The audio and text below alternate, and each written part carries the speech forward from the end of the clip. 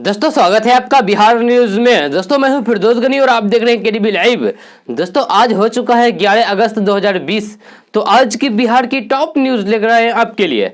दोस्तों video start करने से पहले आपसे एक रिक्वेस्ट है, अगर आप नए आए इस चैनल पर तो चैनल को सब्सक्राइब करके बेल आइकन को भी प्रेस कर दीजिए और साथ में वीडियो को लाइक कीजिए, अपने दोस्तों के साथ शेयर भी कीजिए। तो चलिए दोस्तों स्टार्ट करते हैं आज का न्यूज। बिहार में एक बार फिर मानसून अपना कहर बरपा सकता है। मौसम विभाग द्वारा मिली जानकारी के मुताबिक बिहार के कई जिलों में मानसून का चक्र बना हुआ है, जिससे यहां भारी बारिश के साथ साथ वज्रपात भी हो सकता है। मौसम विभाग के अनुसार अभी मानसून ट्रफ पंजाब के फिरोजपुर दिल्ली के ऊपर से होते हुए बंगाल की खाड़ी और ओडिशा के ऊपर से गुजर रहा है। यह ट्रफ लाइन मंगलवार से शिफ्ट होकर बिहार के ऊपर से गुजरेगा, जिसके कारण बिहार में भारी बारिश की स्थिति बनी हुई है। इसको लेकर मौसम विभाग ने हाई अलर्ट जारी कर दिया है तथा बारिश के समय लोगों को घर में रहने की अपील की है।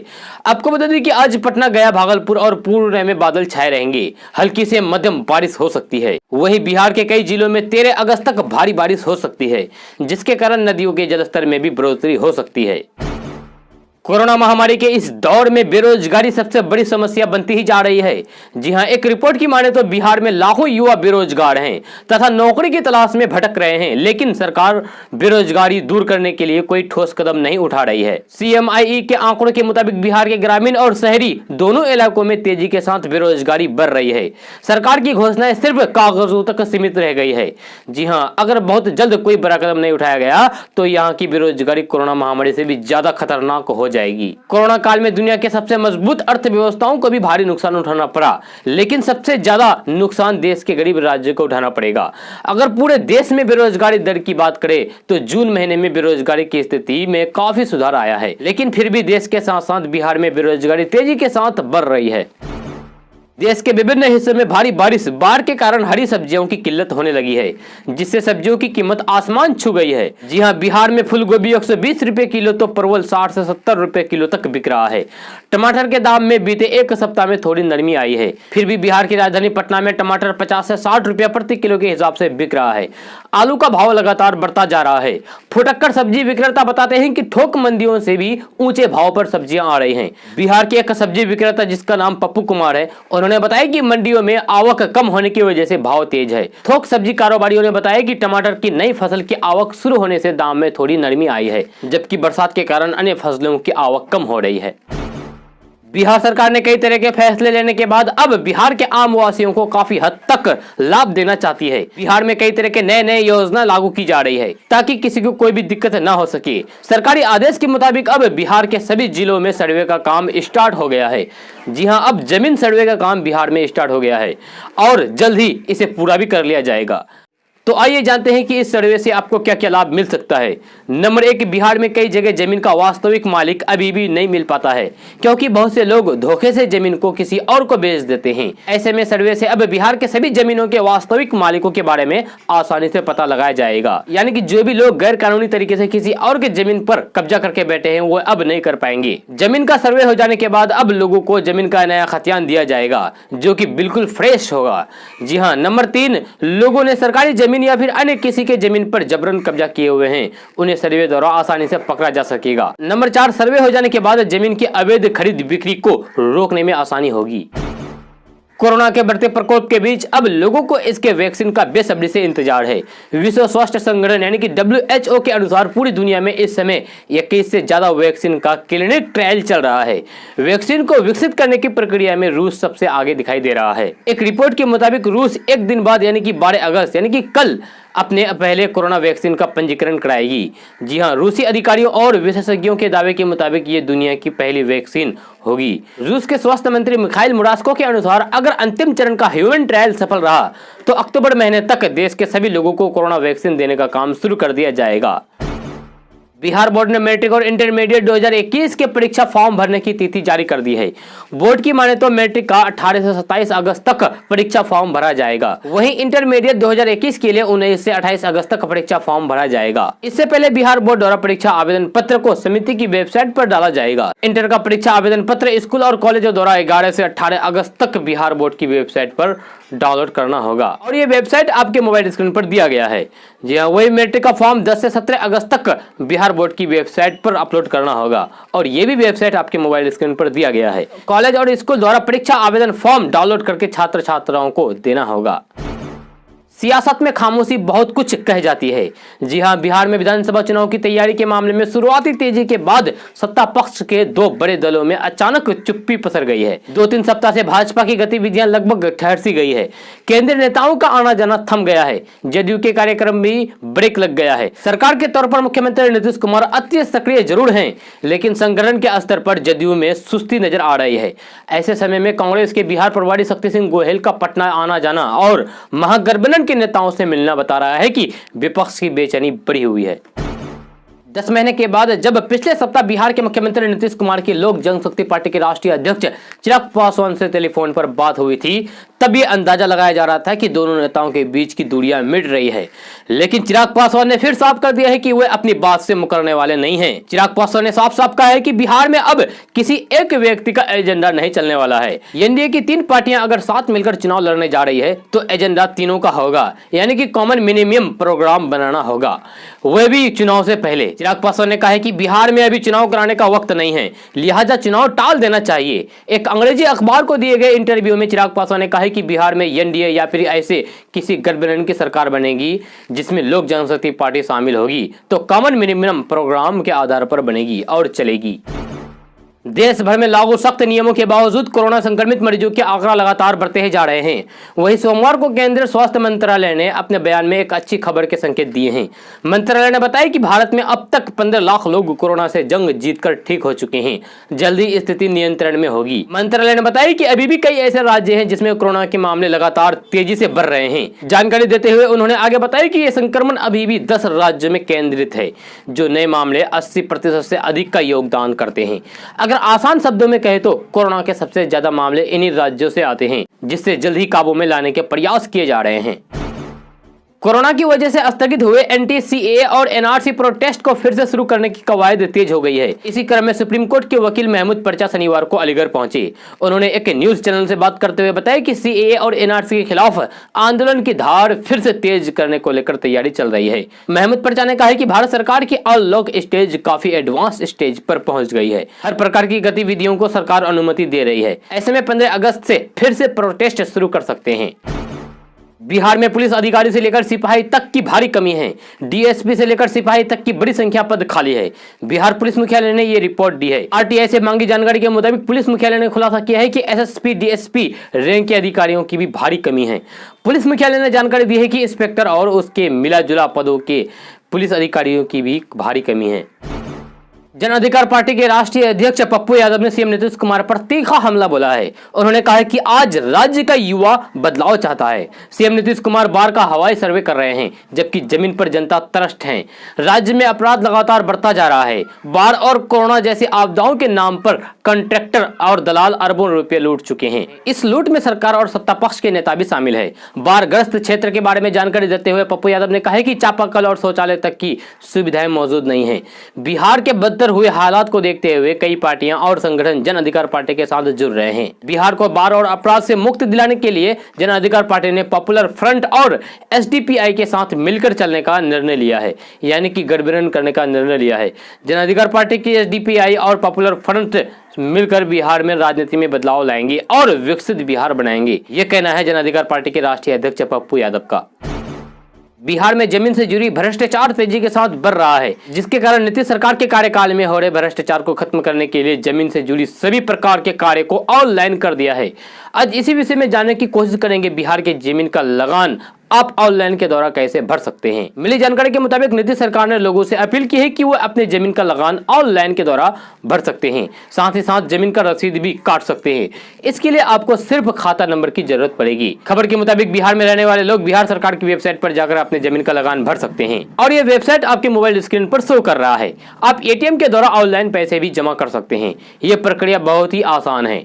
आपको बता दें कि इस वेबसाइट पर जाने के बाद आपको बहुत सारे ऑप्शन दिखेंगे, लेकिन आपको पिंक कलर की बॉक्स में ऑनलाइन लगान लिखे हुए लिंक पर क्लिक करना होगा। इसके बाद आप अपना डिटेल्स डालकर लगान भर सकते हैं। मोदी सरकार चीनी सामानों की बड़े पैमाने पर पाबंदी लगाने की तैयारी में है। इसको लेकर कार्य शुरू हो चुका है। बताया जा रहा है कि सरकार जल्द ही इस संबंध में आदेश जारी कर सकता है।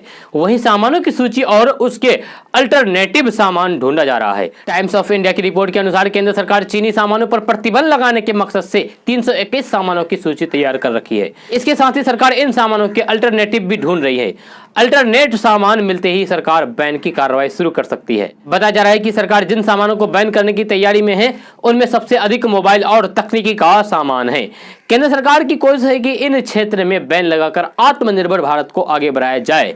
हालांकि ये प्रक्रिया कब शुरू होगी इस पर अभी संयम है। प्रधानमंत्री नरेंद्र मोदी भले ही देश में कोरोना के टीके के प्रशिक्षण को तेजी देने के लिए नौकरशाही के चक्कर में होने वाली देरी को दूर कर दिया है, लेकिन एम्स के अनुसार फिलहाल टीके के प्रशिक्षण का पहला दौर ही पूरा नहीं हुआ है।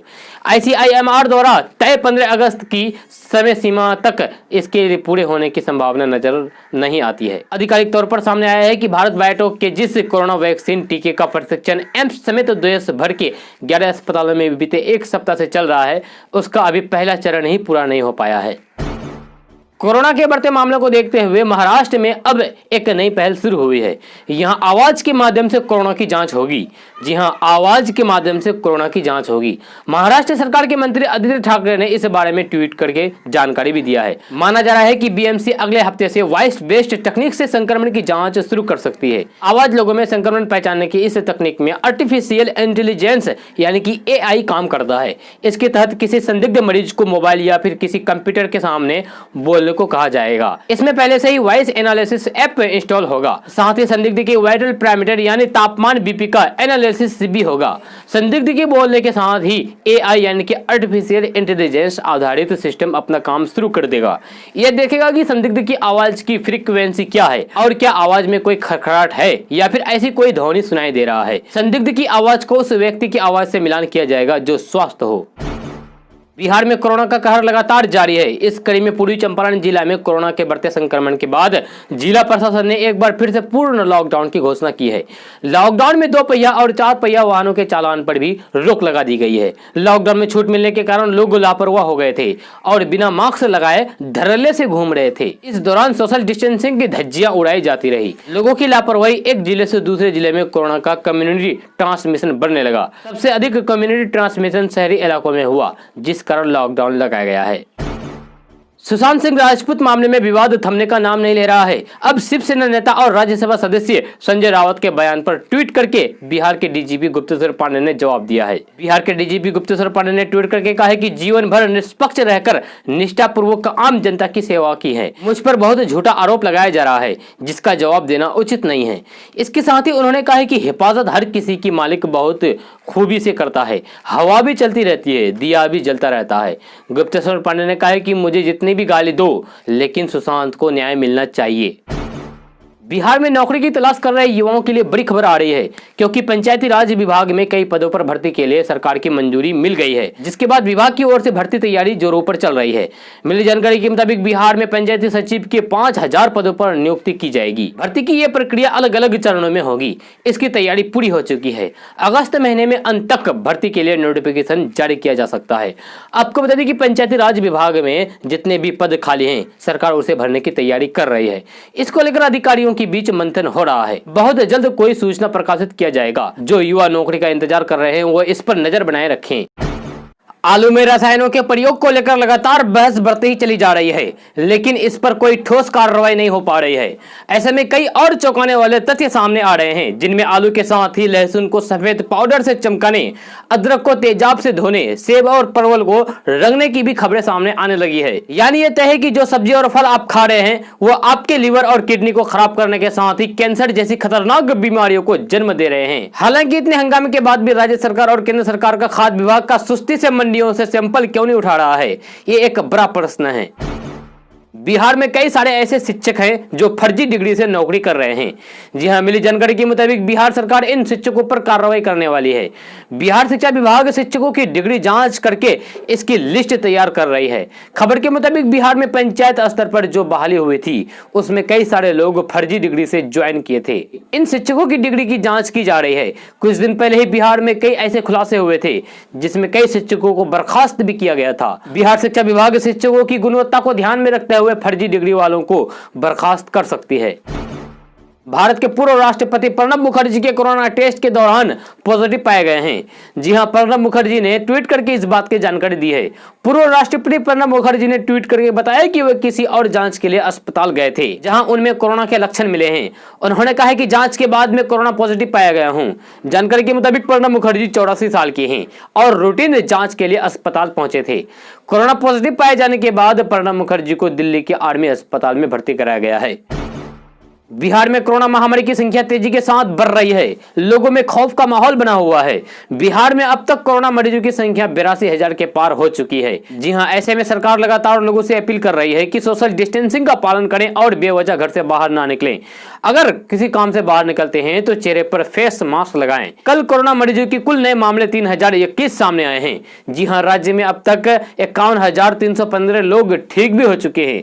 कल जो नए मामले सामने आए हैं उनमें अररिया में 36, अरवल में 24, औरंगाबाद में 45, बांका में 39, बेगूसराय में 171, भागलपुर में 74, भोजपुर में 83, बक्सर में 169, दरभंगा में 45, पूर्वी चंपारण में 141, गया में 92, गोपालगंज में 64, जमुई में 17, जहानाबाद में 97, कटिहार में 14, कैमूर में 21, खगड़िया में 66, मधेपुरा में 25, मधुबनी में 61, किशनगंज में 54, लखीसराय में 14, मुंगेर में 64, मुजफ्फरपुर में 114, नालंदा में 93, नवादा में 18, पटना में 402, पूर्णिया में 67, रोहतास में 87, सहरसा में 96, समस्तीपुर में 116, सारण में 113, शेखपुरा में 70, शिवहर में 19, सीतामढ़ी में 26, सीवान में 56, सुपौल में 67, वैशाली में 149, पश्चिम चंपारण में 108 नए पॉजिटिव मरीज पहचान किए गए हैं। कोरोना महामारी के साथ ही देश के कई राज्य इस समय भयंकर बाढ़ का सामना कर रहे हैं। प्रधानमंत्री नरेंद्र मोदी ने रक्षा मंत्री राजनाथ सिंह के साथ सोमवार को बाढ़ की स्थिति की समीक्षा के लिए 6 राज्यों के मुख्यमंत्रियों की एक ऑनलाइन बैठक की। इस बैठक में दक्षिण पश्चिमी मानसून और मौजूदा बाढ़ की स्थिति से निपटने के लिए उनकी तैयारियों की समीक्षा की गई।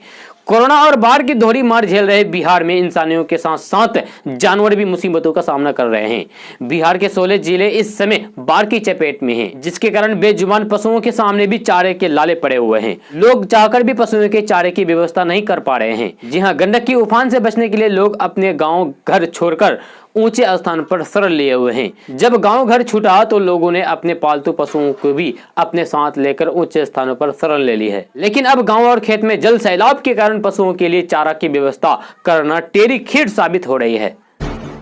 बिहार में रहने वाले लोगों की आर्थिक स्थिति को मजबूत करने के लिए नीतीश सरकार बड़े बड़े फैसले ले रहे हैं। जी हां, इसी बीच एक बड़ी खबर आ रही है कि अगर आप राज्य में लीची का बगीचा लगाते हैं तो आपको नीतीश सरकार की ओर से 30,000 रुपए का अनुदान मिलेगा। खबर के मुताबिक बिहार अभी पूरे देश की 45% लीची का उत्पादन कर रहा है और विदेशों तक लीची की मांग के कारण इसे बढ़ावा देने के लिए राज्य सरकार बड़े स्तर पर काम कर रही है। साथ ही साथ लोगों को प्रति एकड़ 30,000 रुपए का अनुदान भी दे रही है। अगर आप इसका लाभ लेना चाहते हैं तो आप ऑनलाइन के द्वारा आवेदन कर सकते हैं। आपको बता दें कि लीची उत्पादन को बढ़ावा देने के लिए राष्ट्रीय लीची अनुसंधान केंद्र ने विशेष पहल की है। राजद सुप्रीमो लालू प्रसाद यादव ने बिहार की स्वास्थ्य व्यवस्था पर तंज कसा है। जी हां, उधर नेता प्रतिपक्ष तेजस्वी यादव ने आरोप लगाया है कि समस्याओं से घिरे राज्य की जनता तबाह है और सरकार सो रही है। 15 साल की सरकार को जनता की कोई चिंता नहीं है। राजद प्रमुख ने ट्वीट करके कहा कि अगर राज्य के अस्पतालों में सुई से लेकर रुई तक भी मिल जाए तो ऊपर वाला का धन्यवाद कहना चाहिए। जी हां, उन्होंने इसे अपने अंदाज में बयां करते हुए कहा है कि अस्पताल में अगर सुई भी मिल जाए तो ऊपर वाले का शुक्रिया अदा कर देना रे भाई। तेजस्वी यादव ने आरोप लगाया है कि 75 लाख बिहारवासी बाढ़ से प्रभावित हैं। उनके बीच राहत का वितरण ठीक ढंग से नहीं हो पा रहा है। प्रवासी मजदूर बिना काम धंधे भूखे घर बैठे हुए हैं। रोजगार देने के दावे विफल साबित हो रही है। कई लोग अब फिर से पलायन करने को विवश हैं। बिहार में कोरोना संकट के बीच विधानसभा चुनाव को लेकर हो रहे सुगबुगाहट के बीच लोक जनशक्ति पार्टी यानी कि लोजपा के चिराग ने बड़ा बयान दिया है। बिहार फर्स्ट, बिहारी फर्स्ट का नारा देने वाले चिराग पासवान ने कहा है कि उनकी पार्टी आगामी बिहार विधानसभा चुनाव में प्रदेश के सभी 243 विधानसभा सीटों पर लड़ने के लिए 100% तैयार है। दोस्तों आज का न्यूज़ बस यहाँ तक। कैसा लगा जरूर अपना सुझाव दीजिएगा नीचे कमेंट बॉक्स में कमेंट करके। अगर आप नए आए इस चैनल पर तो चैनल को सब्सक्राइब करके बेल आइकन को भी प्रेस कर दीजिए और साथ में वीडियो को लाइक कीजिए, अपने दोस्तों के साथ शेयर भी कीजिए। तो चलिए दोस्तों फिर मिलते हैं अगली वीडियो में।